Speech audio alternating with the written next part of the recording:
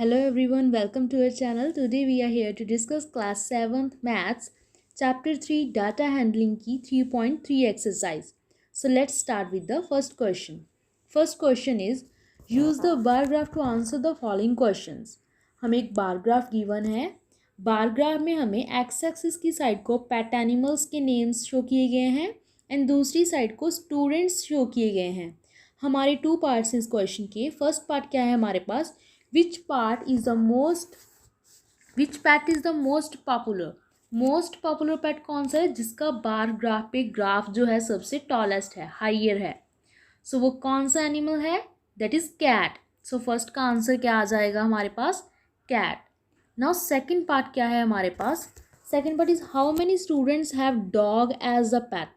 How many students, dog का हम देखेंगे बार ग्राफ कहाँ पे हमें शो कर रहा है, there are 8 students. So its answer is the number of children having dog as a pet are 8. So with this first question is completed. Now we are on the second question. Second question is read the bar graph. Bar graph given है हमें पहले से ही, which shows the number of books sold by a bookstore during the 5 consecutive years and answer the following questions. We have 4 parts which we have to answer by ourselves. So first part क्या है इस question का, first part is about how many books were sold in 1989 and 1990 and 1992. 3 years हमें बता दिए गए हैं, हमने बताना है कि कौन से साल में कितनी बुक्स जो हैं सोल्ड की गई हैं वो हमने बताना है इसमें. सो स्टार्ट करते हैं सोल्यूशन. फर्स्ट क्वेश्चन का सोल्यूशन देखिए कैसे होगा. हमने इसकी रीडिंग्स को बार ग्राफ से नोट करना है. पहले हम देखते हैं 1989 का.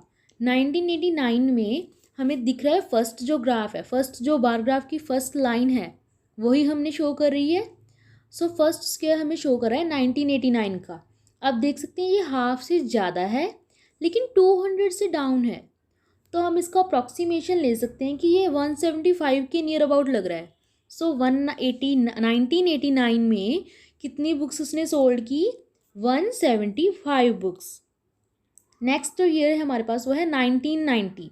अब 1990 आप देख सकते हो ग्राफ पे सेकेंड बार जो है वो से शो कर रही है 1990 को. 400 से अबव है एंड 500 से लो है, बट 400 500 के बीच जो सेंटर अगर हम इसका करें तो उससे भी इसकी लाइन थोड़ी सी अबव आ रही है. मीन्स इसकी लाइन उससे भी थोड़ी सी अबव है. मीन्स 450 टू 500 के बीच का इसका होगा आंसर. सो इन दोनों के बीच की वैल्यू कौन सी आ रही है, अगर मैं डिवाइड करूँ इन दोनों को और पार्ट में करूँ, दैट इज़ 475. सो 1990 में उसमें कितनी बुक्स सोल्ड की, 475 बुक्स. ना लास्ट ईयर कौन सा है हमें बताया गया 1992 में. सो फोर्थ जो बार है वो शो कर रही है 1992 के ग्राफ को, जो कि ग्रीन कलर से डिनोटेड है. सो इसमें उतनी कितनी बुक्स सोल्ड की, देखो 200 से ज़्यादा है, 300 से कम है, बट उसके हाफ अगर उसका हाफ करें तो उससे भी ये कम लग रहा है. सो उसका अगर हाफ करें, उसका फोर्थ पार्ट अगर हम कर दें तो इसका आंसर आ जाएगा 225, जो इसके बिल्कुल नियर अबाउट है, अप्रॉक्सीमेट है. सो 1992 में उसने कितनी बुक्स सोल्ड की, 225. सो हमारे फर्स्ट पार्ट का आंसर आ जाएगा इन 1989 ही sold 175 books and in 1990 475 books were sold. In 1992, 225 books were sold. So now we are with the second part. Second question का second part क्या है, in which year were about 475 books sold and about 225 books sold. तो हम ऊपर question first part करके हटे, notebook पे आप देख सकते हो क्या हमारा आंसर आया था 475. कौन से ईयर में 475 बुक्स उसने सोल्ड की थी वही हमने यहाँ पे राइट करना है, बिकॉज और तो कोई भी नियर अबाउट 475 के है ही नहीं यहाँ पे. तो 475 के नियर अबाउट कौन सा ईयर था, 1990 का. So from graph it is conducted that 475 books are sold in the year 1990 and 225 का नियर जो है ओनली एक ही बार है, वो कौन सी है, 1992 की, जो हम ऊपर वाले पार्ट में भी करके हटे हैं. सो 225 बुक्स उसने कौन से ईयर में सोल्ड करी, in the year 1992. Now we are with the third part. Third part क्या है इस क्वेश्चन का, in which year were fewer than 250 books sold. हमने ये बताना है कि 250 से भी कम बुक्स कौन कौन से ईयर्स में सोल्ड हुई हैं। सो 250 से कम, अब हम देखेंगे बार ग्राफ में 250 से कम का किसका बार आ रहा है। यहाँ पे 2 बार्स हैं 250 से जो कि लेस हैं, एक तो 1989 की एंड दूसरी 1992 की। सो our answer is, from the graph it can be concluded that in the year 1989 and 1992 the number of books sold were less than the 250. That is the third part का solution. Now we are with the fourth part.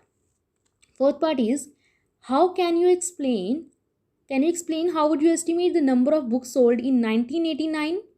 बोल रहे हैं कि 1989 में आपने books को कैसे estimate किया, आप बता सकते हो।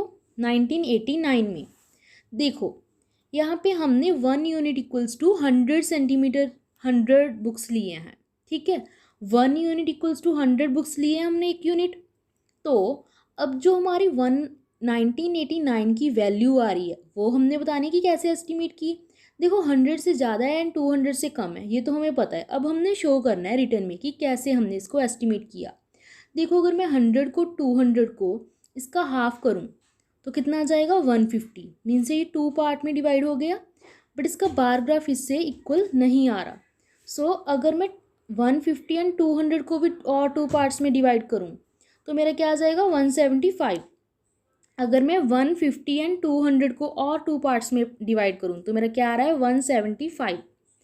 अब 175 मीन्स मैंने 100 एंड 200 के बीच में 4 पार्ट्स में उसको डिवाइड किया है, तो मेरा ग्राफ जो है वो 175 के लेवल के इक्वल आ रहा है। अगर अब मैं देखना चाहूँ कि कितना प्रोपोर्शन है इसके जो इक्वल आ रहा है, देखो मैं क्या करूँगी 100 प्लस इसके 4 पार्ट्स में मैंने डिवाइड किया था 100 और 200 को, तो मेरा 3 पार्ट्स जो है वो बार ग्राफ कवर कर रहा है। तो मैं क्या बोल सकती हूँ 3/4 part, 3/4 part of this unit 100 to 200 वाली यूनिट। सो मैं इसको कैसे वैल्यू फाइंड करूँगी 100 प्लस 3/4 इंटू 100। सो 100 तो ऐसे ही रह जाएगा, 3/4 इंटू 100 की कटिंग हो गई, वो आ गया मेरे पास 75। So 100 plus 75 is equals to 175। So therefore about 175 books were sold in the year 1989. Now next part, third question. With this we are done with the 2 questions. Now we are on the third question. Third question क्या है हमारे पास, number of children in the 6 different classes are given below. हमें data given है, हमने इसकी help से पहले तो बार ग्राफ ड्रॉ करना है। बार ग्राफ इसका कैसे ड्रॉ होगा चलो देखते हैं। नाउ फर्स्ट क्वेश्चन जो है इसका वो क्या है, बार ग्राफ आप देख सकते हो इजीली। बार ग्राफ मैंने ड्रॉ कर लिया है।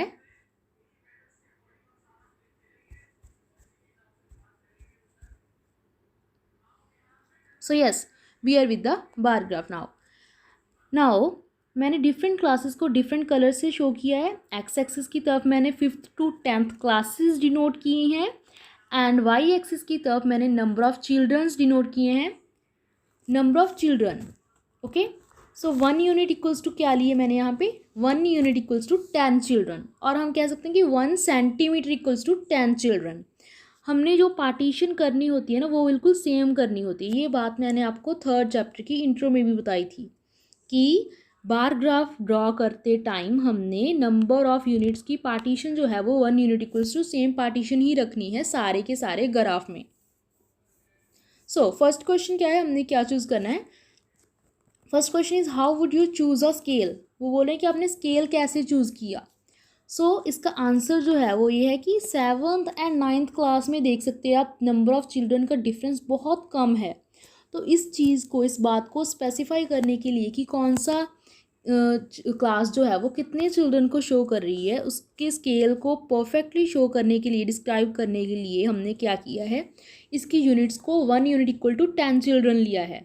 सो इसका आंसर हो जाएगा will choose a scale as 1 unit equals to 10 children because we can represent a more clear difference between the number of students for class 7th and of class 9th by this scale.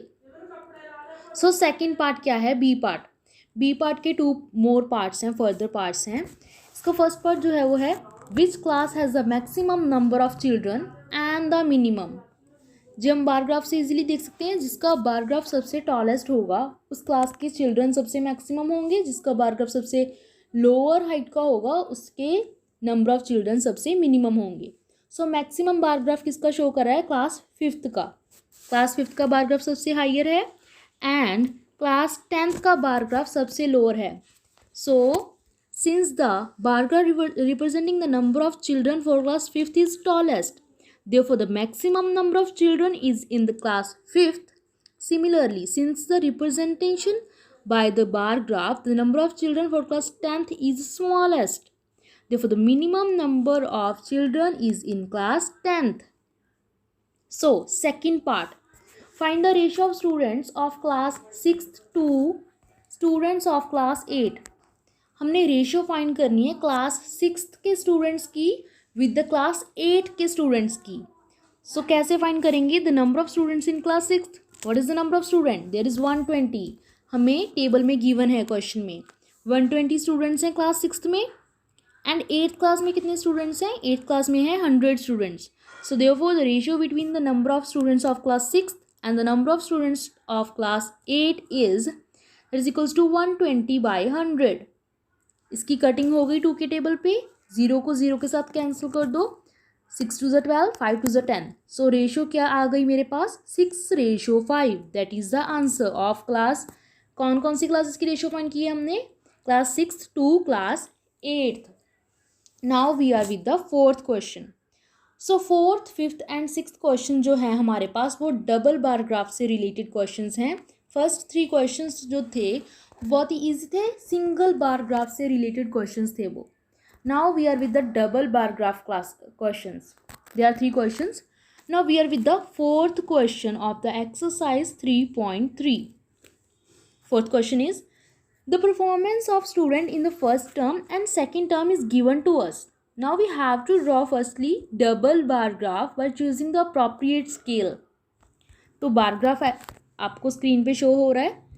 क्या हमने बार graph draw किया है? हमने एक बार graph draw किया है जिसको मैंने 2 कलर्स के साथ डिफ्रेंशिएट करने के लिए 2 कलर्स डिनोट किए हैं। फर्स्ट टर्म जो है उसको येलो कलर के साथ डिनोट किया है, सेकेंड टर्म जो है उसको पैरेट ग्रीन कलर के साथ मैंने डिनोट किया है। सो आप इजीली बार ग्राफ ड्रॉ कर सकते हो। एक्स एक्सिस की साइड को मैंने सब्जेक्ट्स ले लिए, English, Hindi, maths, science, social science. And y axis की साइड को, अपर साइड को मैंने यूनिट्स ले ली कि मार्क्स कितने हैं। 1 यूनिट इक्वल्स टू 10 मार्क्स लिए हैं मैंने, ताकि बिकॉज देखो 60, 70, 80, 90 के नियर्स हमारे मार्क्स हैं टेबल में जो गिवन है हमें टेबल, ताकि हम इजीली हर एक को स्पेसिफाई प्लेस दे सकें। इसलिए हमने 10 मार्क्स लिए हैं 1 यूनिट के equal. So first question start करते हैं। फर्स्ट क्या है हमारा part? In which subject children is improved in his performance the most. हमने देखना है कि कौन से सब्जेक्ट में चिल्ड्रन ने सबसे ज़्यादा इम्प्रूव किया है उसकी परफॉर्मेंस में। सो अब देख सकते हो इंग्लिश में 3 मार्क्स जो है वो इंक्रीज़ हुए हैं सेकंड टर्म में। हिंदी में तो डिक्रीज़ ही हो गए, कोई इम्प्रूवमेंट नहीं हुई। मैथ्स में इम्प्रूवमेंट हुई है, यस, अप टू 6-7 मार्क्स की इम्प्रूवमेंट हुई है। Then science and social science में ओनली 2-4 मार्क्स की इम्प्रूवमेंट हुई है। सो सबसे ज़्यादा इम्प्रूवमेंट किस सब्जेक्ट में हुई है? मैथ्स में। So its answer is there is a maximum increase in the marks obtained in maths, therefore the child is improved his performance the most in the maths subject. So now second part, in which subject the improvement is least. सबसे कम improvement किस subject में हुई है?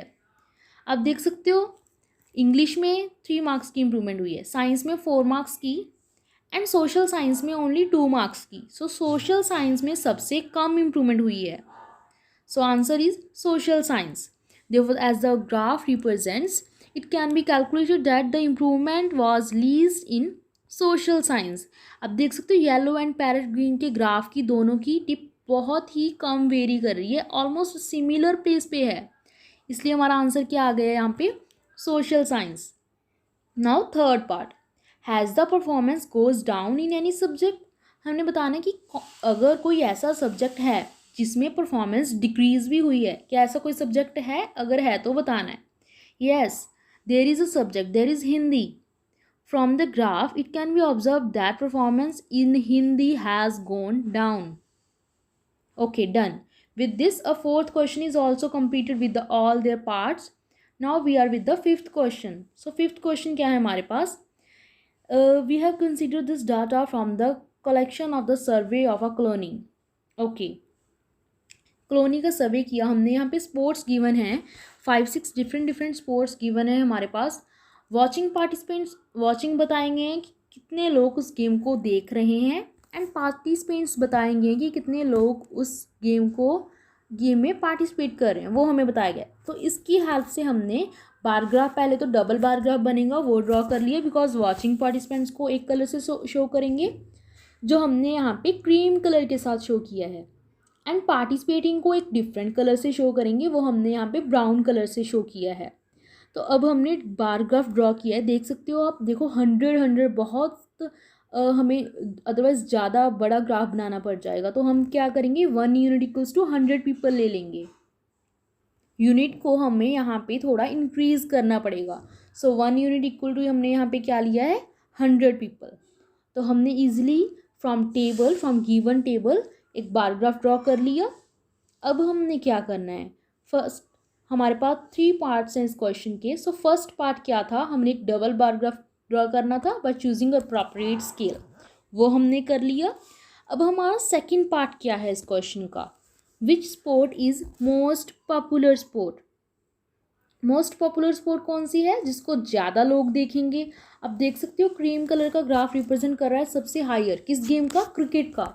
So its answer is cricket. From the graph, it can be observed that the representing the number of people who is watching and participating in the cricket is the tallest among all the bars. So hence, cricket is the most popular sport. Now third part क्या है इस question का, which is the most preferred for watching or participating in sports. कौन सा ज़्यादा prefer कर रहे हैं लोग, पार्टिसिपेट करना स्पोर्ट्स में या फिर देखना उनको.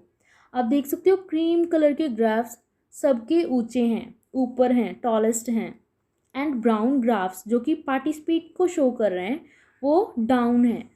सो the bars representing watching sport is longer than the bars representing the participating in sports.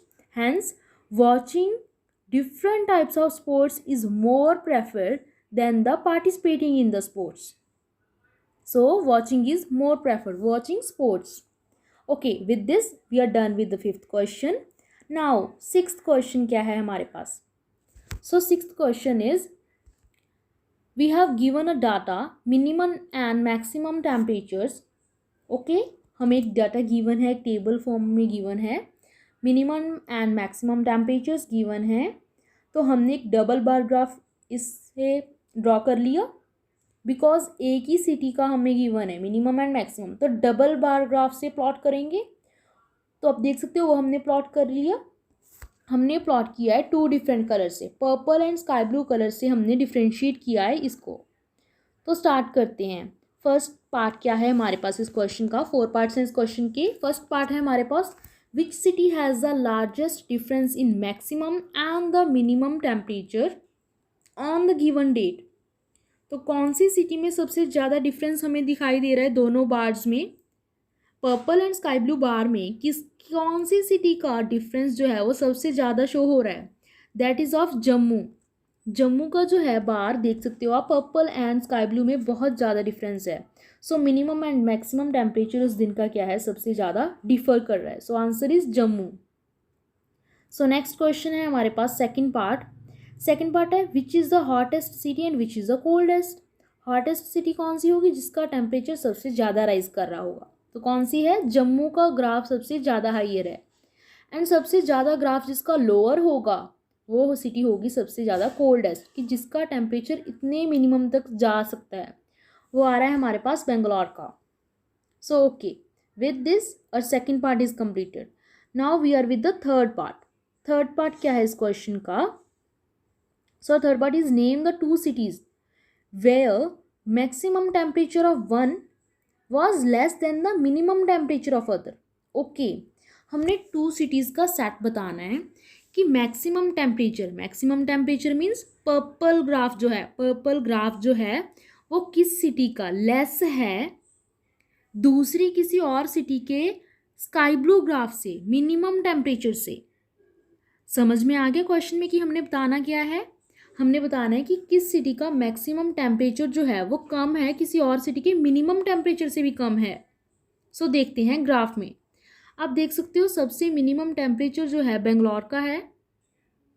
Bangalore का मैक्सिमम जो टेम्परेचर है वो सारे ग्राफ्स में से मिनिमम है। तो हम इसको कंपैरिजन करते हैं पहले कि इसका किसके साथ पेयर बन रहा है। अब देख सकते हो बेंगलोर की पर्पल जो है हमारे पास बार आ रही है, उसके सिमिलर 2 बार्स मुझे और शो हो रही हैं यहाँ पे, अहमदाबाद की एंड दूसरी हमारे पास जयपुर की। अब देख सकते हो ये 2 बार्स ऐसी हैं जो बेंगलोर के ग्राफ से सिमिलर हैं, बेंगलोर के पर्पल वाले से सिमिलर हैं, इन दोनों कंट्रीज़ की स्काई ब्लू वाली। ठीक है, नज़र आ रही है? बेंगलोर का मैक्सिमम जो है पर्पल वाला अहमदाबाद एंड जयपुर के स्काई ब्लू वाले के इक्वल सा आ रहा है, उनमें से भी मिनिमम आ रहा है, लेस आ रहा है। सो ये 2 सिटीज़ जो है हमारा आंसर आ जाएगा। इसका आंसर क्या होगा थर्ड पार्ट का? Bangalore and Jaipur, Bangalore and Ahmedabad. Okay. For Bangalore the maximum temperature is 28 degree Celsius while the minimum temperature for both cities is shown in the figure, you can see. Now fourth part क्या है इसका? Name the city which has the least difference between its maximum and the minimum scale. Okay, हमने कौन सी city बतानी है जिसका सबसे कम difference है उसके मैक्सिमम एंड मिनिमम टेम्परेचर का, वो हमने बताना है। फर्स्ट पार्ट था लार्ज डिस्टेंस किसका है, large difference maximum and minimum temperature का किस सिटी का है। लास्ट जो पार्ट है वो है लीस्ट डिफरेंस किसका है, कौन सी सिटी का। सो आप देख सकते हो यहाँ पे मुंबई जो है उसके पर्पल एंड स्काई ब्लू दोनों ग्राफ्स बहुत कम वेरी कर रहे हैं, सबसे कम वेरी कर रहे हैं। सो इट मीन्स उसका जो डिफरेंस है सबसे ज़्यादा लीस्ट है। So answer is Mumbai. As we can see from the graph it is conducted that the city Mumbai which has the least difference in its minimum and maximum temperature, that is Mumbai. So with this, a 3.3 exercise के all the questions are done. I hope you understand the video. Please like my video if you understand any of the concept and share with your friends. And don't forget to subscribe my channel. Thanks for watching. Don't forget to subscribe.